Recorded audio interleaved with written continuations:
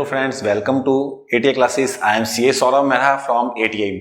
आज की इस वीडियो में हम बात करते हैं section 194J TDS on professional और टेक्निकल सर्विसेज। ये सेक्शन काफी इंपॉर्टेंट सेक्शन है।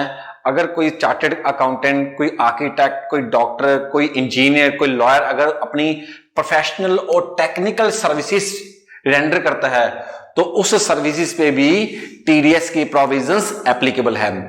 इस वीडियो में हम बात करेंगे कि सेक्शन कौन सा है, लिमिट कौन सी है, रेट क्या है और टीडीएस को कैसे काटना है। शुरू करते हैं आज की वीडियो।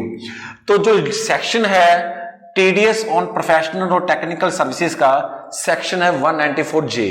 194J सेक्शन के अंडर प्रोफेशनल और टेक्निकल सर्विसेज पे टीडीएस काटा जाता है। लिमिट क्या है? लिमिट है 30,000 पर एनम।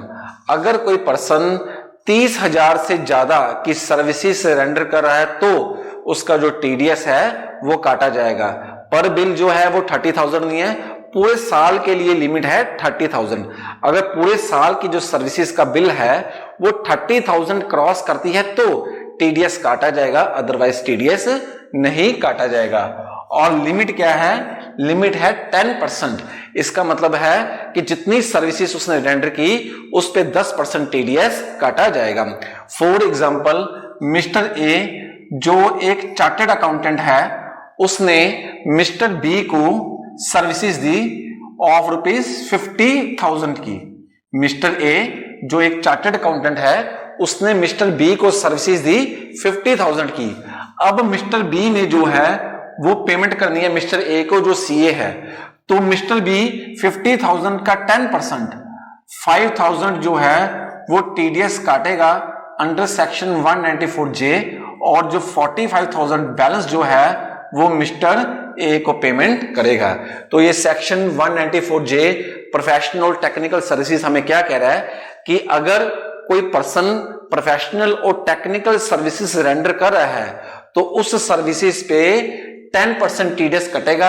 अगर बिल जो है, बिल की अमाउंट जो है वो पूरे साल में 30,000 से ज्यादा है तो अगर प्रोफेशनल टेक्निकल सर्विसेज पूरे साल में 30,000 क्रॉस नहीं करती है तो टीडीएस नहीं काटा जाएगा।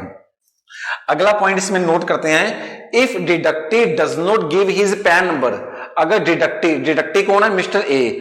अगर वो डिडक्टर को अपना पैन नंबर डिपॉजिट नहीं करवाता है उस केस में जो टीडीएस है वो 20% टीडीएस काटा जाएगा। इसके लिए इसका मतलब ये है कि जो डिडक्टी है उसको डिडक्टर को अपना पैन नंबर देना कंपलसरी है। अगर वो अपना पैन नंबर नहीं देता है उस केस में 20% टीडीएस काटा जाएगा।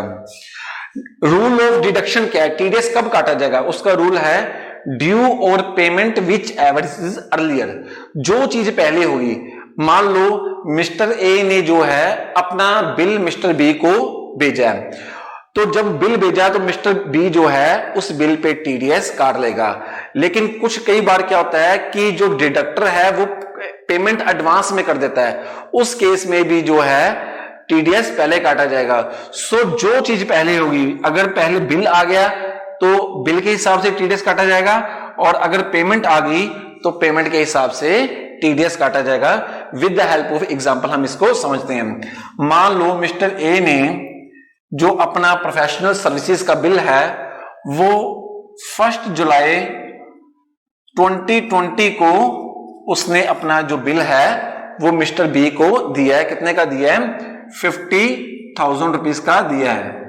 और जो मिस्टर बी है उसने पेमेंट इसकी की है 20 अगस्त 2020 को जो है उसने इसकी पेमेंट की है।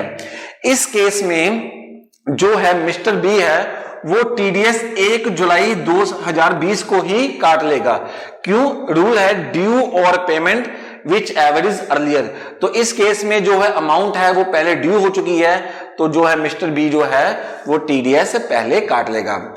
अगर हम दूसरी एग्जांपल लेते हैं कि 1 जुलाई 2020 को जो है मिस्टर ए ने 50,000 का बिल मिस्टर बी को दे दिया, लेकिन मिस्टर बी ने इसकी कुछ एडवांस पेमेंट जो थी वो 20 जून 2020 को कर दी। इस केस में जो टीडीएस है वो 20 जून 2020 को काटा जाएगा, क्योंकि इस केस में पेमेंट पहले हो गई है। सो रूल क्या है, रूल ऑफ डिडक्शन क्या है, ड्यू और payment which ever is earlier. चाहे बिल की ड्यू डेट पहले आ जाए, बिल पहले ड्यू हो जाए, या पेमेंट पहले हो जाए, जो चीज पहले हो गई है उस पे टीडीएस काटा जाएगा।